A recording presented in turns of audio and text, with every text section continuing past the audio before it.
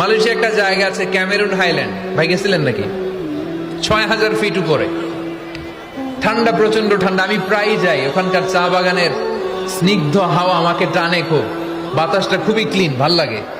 ওই Cameroon হাইল্যান্ডে ৬,০০০ fit উপরে ওরা করেছে ফুলের বাগান, ফলের বাগান, চায়ের বাগান, স্ট্রবেরির বাগান, মধুর চাষ করে। আর এই ৬,০০০ ফিট উপরে এই ভেজিটেবলস আইটেমগুলো দিয়ে তারা পুরো মালয়েশিয়ার খাদ্যদ্রব্যের যত সংকট, সব সংকট তারা দূরীভূত করেছে। সুবহানাল্লাহ পড়েন। তো ওনারা পাহাড়ের উপর চাষ করে, আর আমরা সমতল জায়গায় চাষ করতে চাই না। চাষাবাদ করতে আমাদের লজ্জা লাগে। কি লাগে? যুবক ভাইয়েরা, কাজে কোনো লজ্জা নেই। কাজে কি নেই? পরিশ্রমে লজ্জা নেই। লজ্জা হচ্ছে অলসতায়, লজ্জা হচ্ছে অকর্মণ্যতায়।